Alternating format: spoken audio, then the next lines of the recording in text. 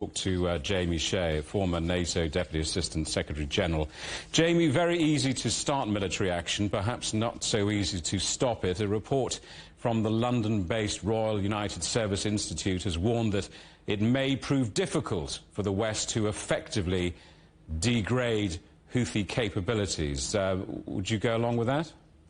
Yes, I do, because look at what's been going on with Israel and Hamas in Gaza, where the Israelis have been trying to crush Hamas in Gaza for several months at an enormous cost that all of your viewers know about. But Hamas is still firing missiles into Israel, and Israel is saying that to fully suppress Hamas, which is totally isolated now from the rest of the world, is going to take several months. So if you put that situation now into Yemen with the Houthis, who have no problems whatsoever being resupplied by Iran and who have already accumulated quite a lot of missile launching platforms, radars, production facilities, then presumably one single set of strikes by the US and the UK, no matter how significant last night, is not going to fully degrade their capability. They've promised retaliation, and so far, despite the Americans hitting some of their boats in the Red Sea on New Year's Eve,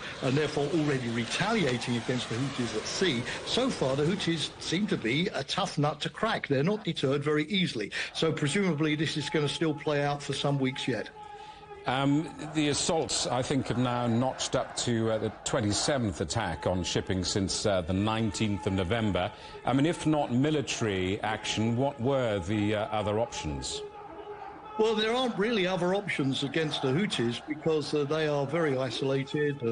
Very few countries, apart from Iran, have diplomatic relations with them. As I've said, the threat of military action, just a couple of weeks ago, Jamie, you'll recall that 12 Western countries, not just the United States and UK, but many others, came together to issue a warning to the Houthis not to carry on with these strikes against commercial shipping. The Houthis disregarded that. So diplomatic avenues are good, but they seem to be very limited in this particular case. What I suppose this really is a worry that a conflict in Gaza, which has been successfully contained hitherto, despite tensions in Lebanon with Hezbollah, despite tensions in Syria and Iraq, now this conflict could start to escalate and expand because of these strikes against the Houthis.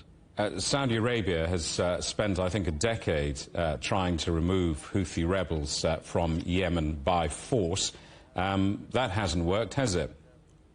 No, it hasn't. And in fact, the Saudis are pleased that they've had for several months now a ceasefire with the Houthis, which has enabled Saudi Arabia to sort of disengage and extricate itself from a conflict which was really grueling for the Saudis, and where the Houthis also were quite successful in attacking with their missiles Saudi targets. Jamie, you remember the spectacular Houthi attack against the Saudi Abqaiq oil refinery a couple of years back, which shut down about 15% of global oil production for several days. So the Houthis certainly have had this capacity. The Saudis have also, as you recall, open diplomatic relations now with Iran, the sponsor of Iran. And again, anything which now pushes the West and the Gulf countries into a new confrontation with Iran on the back of what's been going on in the Red Sea with the Houthis is something that's going to worry the Saudis and many other Gulf countries as well. Everybody's wanted so far to keep this situation in Gaza at least limited and to have only one conflict at one time to deal with. But this horizontal escalation now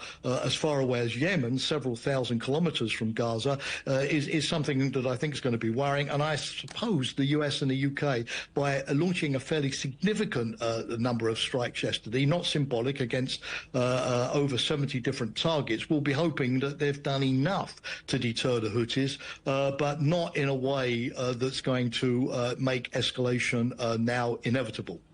Jamie, good to talk to you. Thanks so much for coming on the programme. Jamie Shea, former NATO Deputy Assistant Secretary General.